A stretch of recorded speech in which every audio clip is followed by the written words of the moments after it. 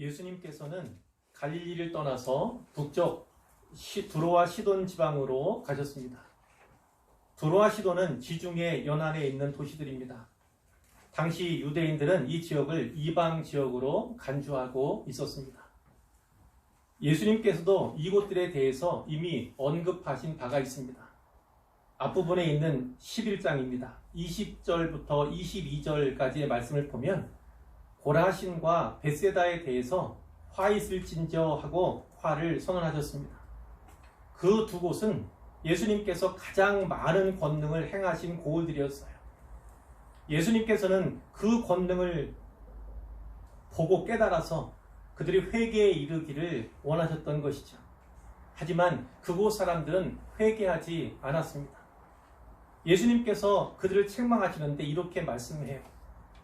너희에게 행한 모든 권능을 두로와 시돈에서 행하였더라면 그들이 벌써 베옷을 입고 제에 앉아 회개하였으리라.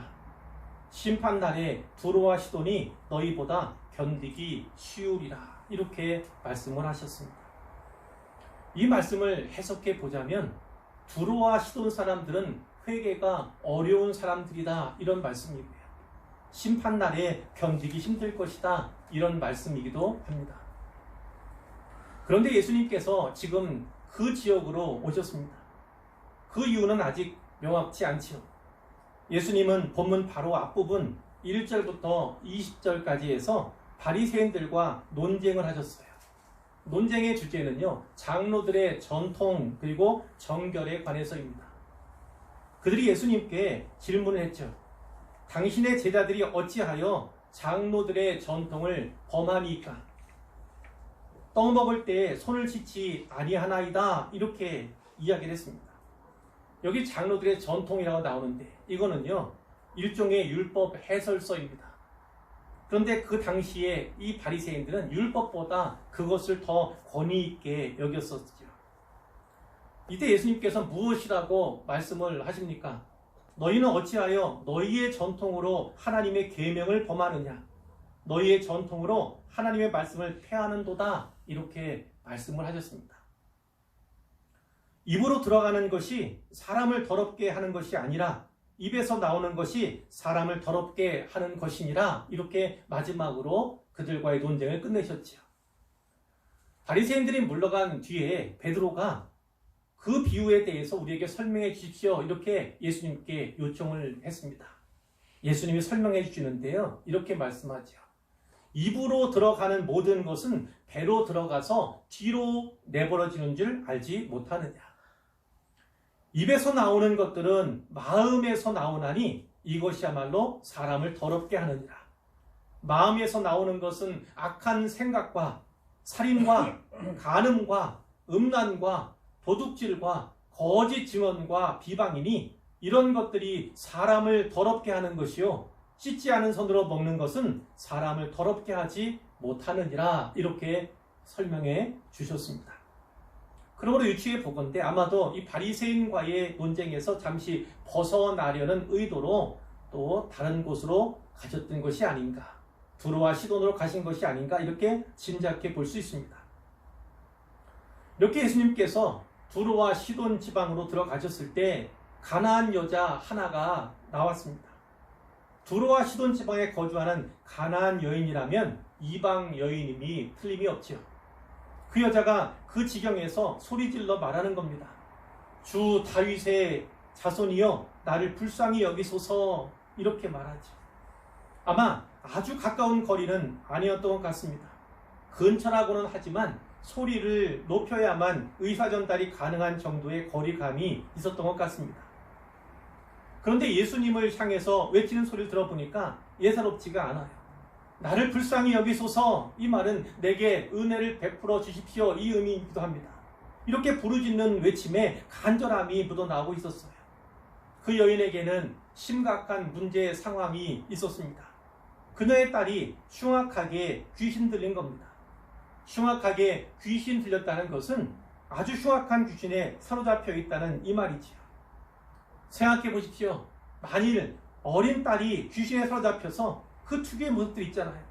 이를테면 어떤 기묘한 눈빛과 표정을 한 채 흉악한 말을 내뱉고 마치 짐승과 같은 거친 몸짓과 난폭한 행위를 해댄다면 그 부모의 마음이 어떠하겠습니까?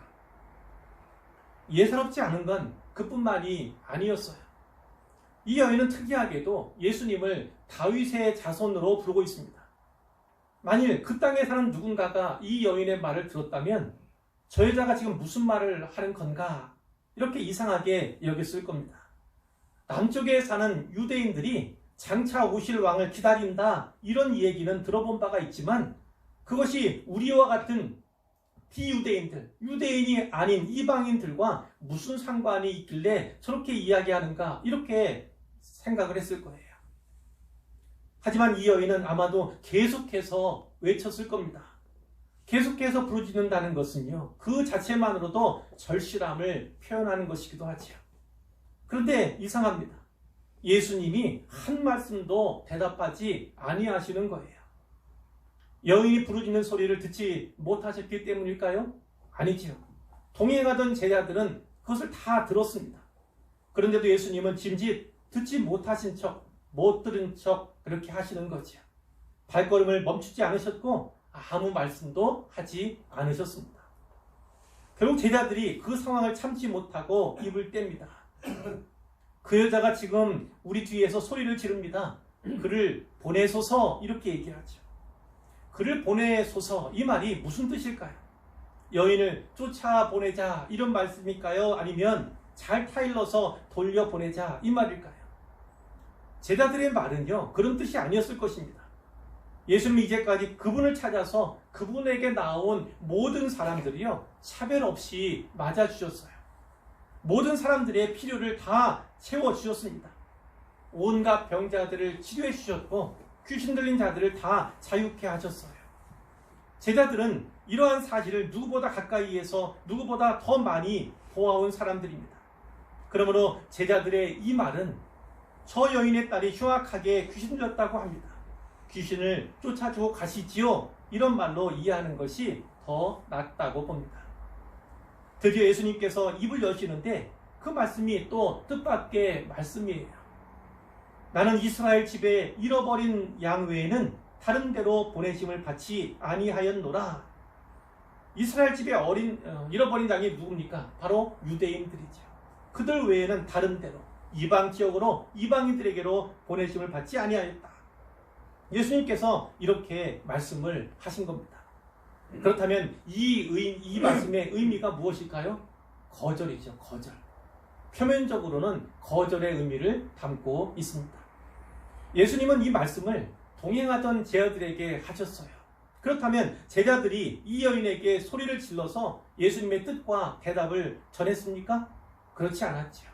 그럴 필요가 없었습니다. 다음 절에 보면 여인은 어느새 예수님 앞에 도착해 있습니다. 그분 앞에 엎드려서 절할 수 있는 아주 가까운 거리까지 그가 와 있음을 우리가 보게 되지요. 이를 통해서 알 수 있는 사실이 있습니다. 이 여인이 예수님을 향해서 계속 나왔다는 겁니다. 계속해서 다가왔다는 사실이죠. 여자가 와서 예수께 절하면서 이렇게 말합니다. 주여 저를 도우소서. 주여 저를 도우소서. 이렇게 이야기를 하지만 예수님의 대답은 이렇습니다. 자녀의 떡을 취하여 개들에게 던짐이 마땅하지 아니하니라. 자녀의 떡을 취하여 개들에게 던짐이 마땅하지 아니하니라. 자녀는 누구죠? 바로 이스라엘 유대인들이에요. 그리고 개들은 누굽니까? 바로 이방인. 그리고 이 앞에 있는 그 여인에게 예수님께서 하신 말씀이에요. 예수님은요 흉악하게 귀신 들린 딸을 살려달라는 이 어머니의 간절하고도 거듭된 요청을 냉정하게 그리고 단호하게 거절하십니다. 그것은 거절을 넘어서 이미 거부의 차원으로 넘어선 듯해요. 심지어는 유대인들이 이방인을 모욕하고 경멸하며 부를 때 하는 말, 그 여인을 개라고 지칭하기까지 하십니다. 유대인들에게 이 개는요 부정한 동물로 취급이 되었습니다. 하지만 고대 근동의 다른 민족들에서도 개는 역시나 개였던 겁니다. 어떤 이들은요 이것이 개가 아니라 강아지였다, 애완견이었다 이렇게 주장하기도 합니다. 하지만 당시 근동에서 개는 애완동물이 아니었습니다. 또 내용상 보더라도 우리 예쁜 강아지 이렇게 얘기하는 그런 어감이 전혀 아님은 분명합니다. 여자가 예수님의 이 말씀에 대해서 또 대답을 하는데 이런 말, 주여 올소이다마는 개들도 제 주인의 상에서 떨어지는 부스러기를 먹나이다. 이렇게 이야기를 합니다. 놀랍게도 이 여인은요, 예수님의 경멸적인 언사에도 분노하거나 흔들리는 감정을 드러내지 않습니다. 그리고 뛰어난 말재주로 예수님의 말씀에 대응을 하죠. 그런데 더 놀라운 것은요, 여인의 이 말을 들으신 예수님께서 그 여인의 믿음을 크다 이렇게 칭찬하시고 그녀의 소원을 들어주셨다는 사실입니다. 여자여 네 믿음이 크도다, 네 소원대로 되리라 이렇게 칭찬하셨어요. 그리고 그때로부터 그의 딸이 나으니라. 그 어머니는 예수님과 함께 여기 있잖아요. 그 딸은 멀리 집에 있잖아요. 그러나 이때로부터 그의 딸이 낫게 되었다. 이렇게 성경이 분명히 증언하고 있지요. 여기까지가 오늘 본문의 줄거리입니다. 오늘 설교 제목이 소원을 이룬 큰 믿음인데요. 풀어서 말하자면 큰 믿음이 소원을 이룬다. 이 말씀이에요. 그러면 어떤 믿음이 큰 믿음인가? 어떤 믿음이 주님께 칭찬받을 만한 믿음인가에 대해서 생각해 보아야겠습니다. 첫 번째로요, 시험을 이기는 믿음, 전적으로 신뢰하는 믿음이 큰 믿음임을 우리가 알 수가 있습니다. 우리가 살펴본 것처럼요, 오늘 본문 속에 나타나는 예수님 모습은 이제까지 우리가 보았던 모습과는 사뭇 다른 듯이 보입니다. 이것은 아마 본문 속 제자들의 생각도 크게 다르지 않았을 것 같아요. 그만큼 두로와 시돈 지방에서 있었던 오늘 이 사건 속에 나타나는 예수님의 말과 행동은요, 아주 특이합니다. 이 기사 속에는 가나안 여인이라고 하는 한 이방 여인이 등장하지요. 그녀에 따른 흉악하게 귀신 들려 있었습니다. 이러한 문제 상황에 직면하게 될 때 어머니들의 행동 양식은 되게 비슷합니다. 백방으로 방법을 찾는 것이죠. 이 어머니도 예외는 아니었을 겁니다. 그러나 귀신을 쫓아내는 일, 그것은 매우 어려운 일이었을 것입니다. 그러다 예수님에 대해서 듣게 되었을 거예요. 예수님이 각종 병든 자를 치료하시고 귀신 들린 자들을 온전하게 하신다는 소문이죠. 믿음의 시작은 여기에서 출발했을 것입니다. 여러분 꼭 기억하시길 바랍니다. 때로 인생에 닥치는 문제 상황들이 있습니다. 사람은 누구나 이 문제 상황을 해결해 보고자 애쓰고 힘쓰고 노력하게 되지요. 하지만 내 힘으로는 더 이상 어찌할 수 없는 한계의 상황에 직면할 때가 있습니다. 그럴 때는 어떻게 해야 합니까? 답은 이겁니다. 예수님께 나아오면 됩니다. 그러면 살 길이 열리고 문제를 해결할 수 있는 방법이 생기죠. 이때 방법은 두 가지 중 하나입니다. 예수님을 직접 찾아 나서든지 아니면 예수님을 기다리는 것입니다. 마가복음 3장 8절에 따르면 두로와 시돈 근처에서 많은 무리들이요, 예수님께서 행하신 큰 일을 보고 또 듣고 예수님께 나아왔다, 이런 기록이 있습니다. 또 누가복음 6장 17절에서도 예수님의 말씀도 듣고 병 고침도 받으려고 두로와 시돈의 해안으로부터 많은 백성이 예수님께 나아왔다, 이렇게도 기록하고 있습니다. 이처럼 많은 사람들이 예수님을 찾아서 갈릴리로 갔지만 오늘 가나안 여인은 후자를 택했죠. 어쩌면 흉악하게 귀신 들린 그 딸을 데리고 먼 길 여행을 떠나기는 쉽지가 않았을 것입니다. 예수님이 언제 우리 마을을 방문하실까 기다리고 또 기다리는 동안 이 여인은 예수님에게서 병고침을 받은 많은 사람들의 간증을 귀담아 들었을 거예요. 또 예수님께 선포하신 하나님 나라에 대한 말씀도 전해 들었을 것입니다. 성경은 분명히 말씀하죠. 믿음은 들음에서 난다. 믿음은 들음에서 납니다. 그러므로 지금 이 시간에도 잘 들으셔야 합니다. 사람의 말이 아니라 하나님 말씀으로 잘 들으십시오. 그러면 믿음이 생기고 믿음이 자라서 큰 믿음이 되는 것입니다. 이 가나안 여인은요, 본문 22절 또 25절 27절에서 예수님을 주인으로도 나오죠. 또 이 주는 주님이란 뜻이기도 합니다. 이 주라고 부르고 있는 것을 보게 돼요. 또 22절에서는요, 다윗의 자손이라고도 부르고 있어요. 이것은 이 여인이 예수님에 대해서 바른 이해를 가지고 있었음을 보여주지요. 예수님께서는 네 믿음이 크도다. 그에게 믿음이 있을 뿐만 아니라 큰 믿음을 가지고 있다고 그의 큰 믿음을 칭찬하시고 계신 것입니다. 그런데 예수님은 이 여인에게 참 모질게 대하셨어요. 23절에서는 한 말씀도 대답하지 아니하셨고요. 24절에서는 이것은 물론 동행하던 제자들에게 하신 말씀이고요. 그 여인은 분위기로만 감지할 수 있는 것이었겠지만 나는 이스라엘 집에 잃어버린 양 외에는 다른 데로 받지 아니하였다. 이렇게 거절하셨다고요. 그리고 26절에서는 심지어 자녀의 떡을 취하여 개들에게 던지기 마땅치 않다. 바로 그 여인의 눈앞에서 그 복전에서 그렇게 말씀을 하셨어요. 여러분, 예수님께서 도대체 왜 이렇게까지 하신 거겠습니까? 답은 예수님께서 그 여인을 시험하신 거예요. 그녀의 믿음을 테스트하셨다는 말씀이에요.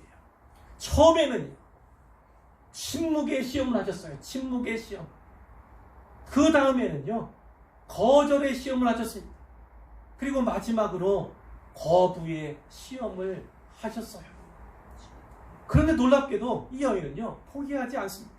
좌절하지 않았어요. 더 가까이 예수님께 다가갔고요. 그리고 마침내 그 소원을 이루고야 말았습니다. 얼마나 오랫동안 기다리고 또 기다려왔는데 여기서 포기할 수 없는 것 아니겠습니까? 사랑하는 딸이 낳고 사는 길은 이것밖에 없는데 이제 와서 좌절할 수는 없는 것 아니겠습니까? 그리고 더 중요한 것은요, 주님을 끝까지 신뢰했다는 사실이에요. 예수님을 신뢰한다는 것은요, 그분이 내게 어떤 시험을 주신다 해도 그것이 내게 유익임을 아는 거예요. 예수님을 신뢰한다는 건요, 그분이 내게 어떤 말씀을 주셔도 그것이 책망의 말씀이건 거절의 말씀이건 거부하는 말씀이건 다 나를 위한 믿음의 성장을 위한 말씀임을 그대로 믿는 것입니다. 주님께서 그 여인의 믿음을 칭찬하신 것, 그 여인의 믿음을 큰 믿음이라고 칭찬하신 건 바로 이 때문이죠. 두 번째로요, 이 땅에서 하나님 나라를 살아가는 믿음이 큰 믿음입니다. 예수님께서 이 4절에서 나는 이스라엘 집에 잃어버린 양 외에는 다른 데로 보내심을 받지 아니하였다. 이렇게 말씀했잖아요. 이 말씀은 진실입니다. 이 말씀은 참이에요. 예수님은 이 책 10장에서요. 전도 여행을 위해서 제자들을 파송하실 때도 이런 명령을 하셨어요. 이방인의 길로도 가지 말고 사마리아인의 고을로도 들어가지 말고 오히려 이스라엘 집에 잃어버린 양에게로 가라. 유대인에게 가서 하나님 나라를 전해라. 이런 말씀인 거예요. 예수님께서 그렇게 명령하시고 또 이렇게 말씀하고 계신 것은요, 그것이 예수님을 이 땅에 보내신 하나님의 뜻이기 때문입니다. 하나님의 잃어버린 양인 이스라엘, 유대인들을 먼저 하나님 나라로 부르시는 것, 그것이 제1의 사명이었던 거예요. 예수님께서는 우선순위를 분명하게 하신 것입니다. 사도 바울은 로마서에서요, 메시아를 이 땅에 보내신 하나님의 계획을, 그 계획이 2단계로 고안되었다고 이렇게 밝히고 있어요. 1단계는 어떤 겁니까? 메시아가 하나님의 백성들인 유대인에게 오시는 거예요. 그들에게 하나님 나라에 대해 선포하심으로써 조상들에게 주신 약속을 성취하시는 것, 그것이 1단계의 1이라는 것입니다. 메시아 사역의 핵심은 십자가와 부활이지요. 그리고 그 십자가와 부활 후에야 비로소 2단계가 시작이 되는 거예요. 그때는 유대인이 아닌 이방인들도 하나님의 나라 안으로 들어올 수 있는, 편입될 수 있는 길이 비로소 열리게 되는 것입니다. 바울은 이 내용을요, 로마서 15장 8절과 9절에서 이렇게 표현했습니다.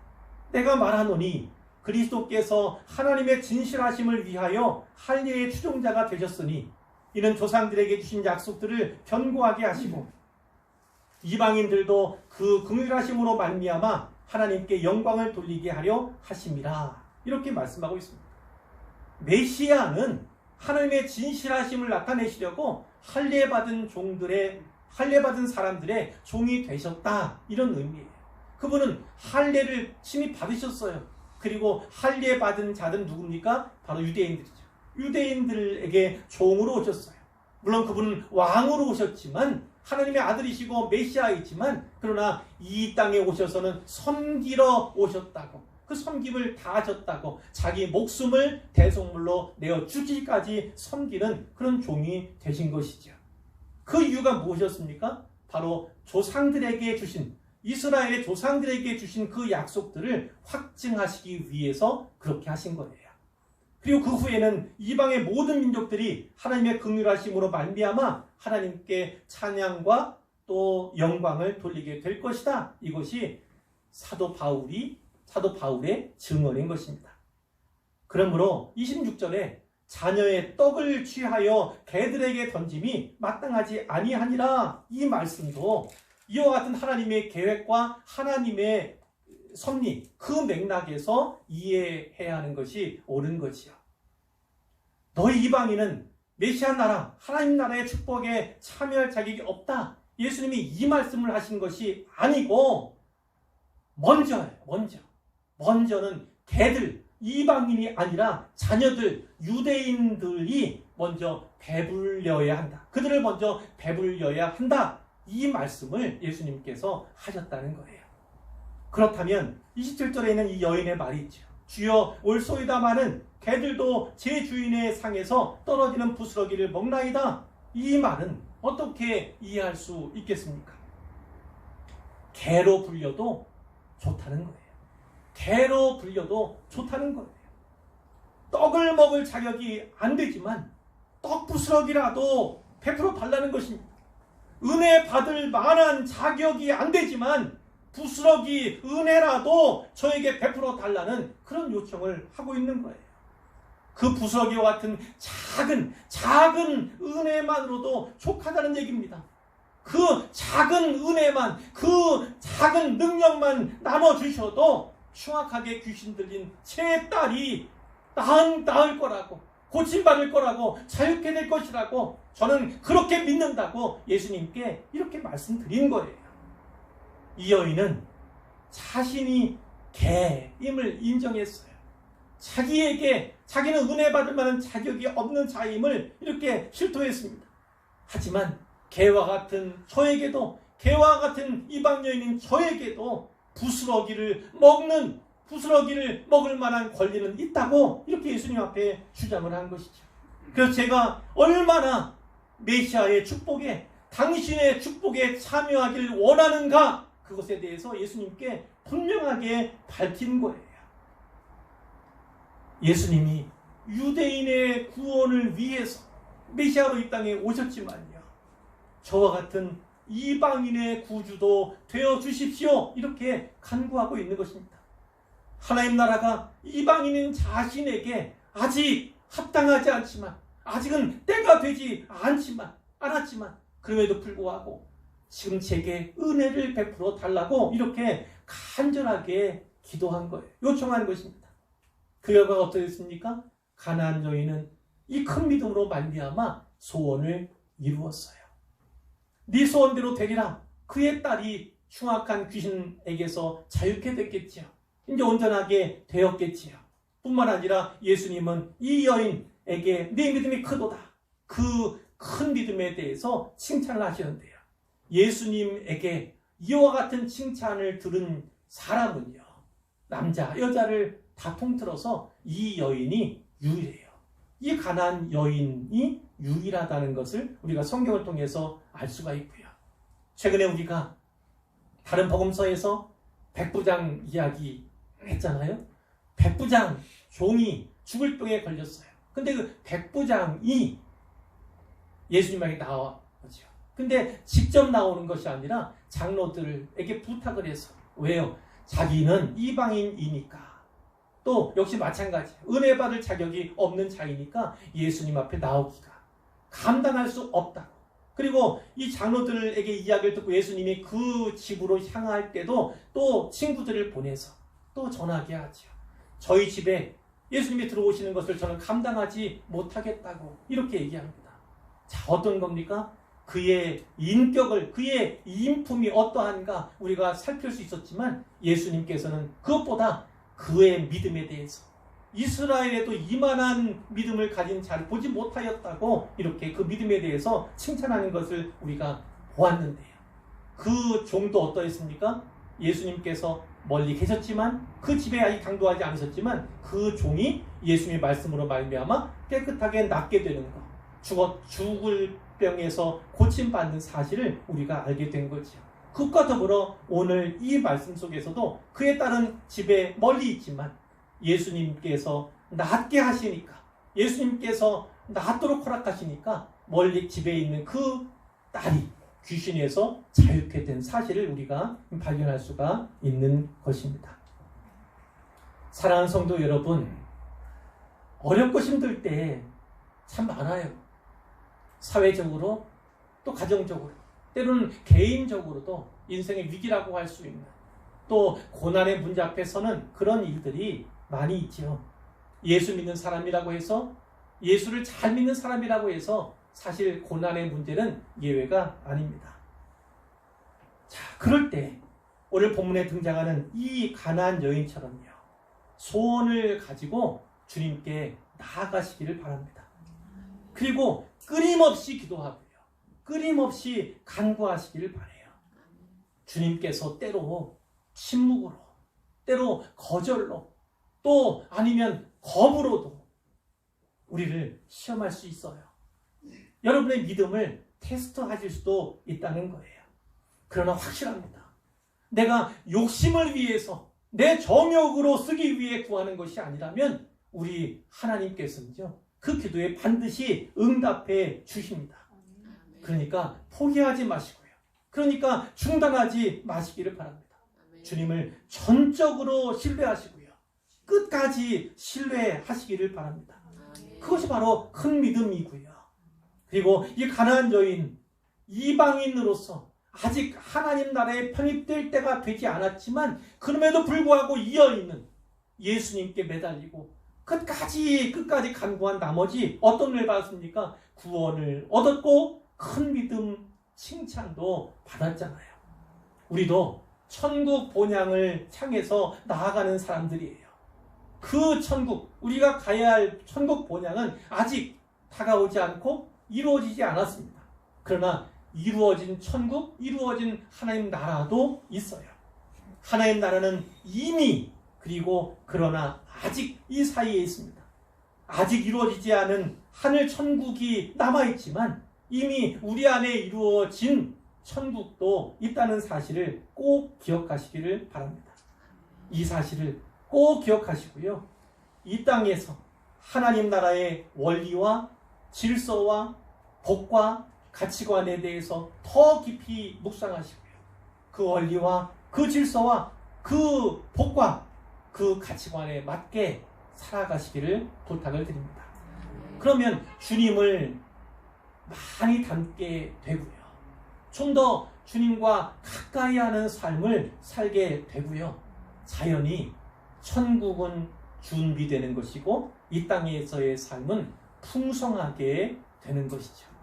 이것을 잘 기억하시고요, 이 말씀대로 큰 믿음을 가진 자로서 하나님께 발견되고, 그리고 삶 가운데서 큰 유익을 끼치며 살아가는 모든 분들 되시기를 주님의 이름으로 축원합니다.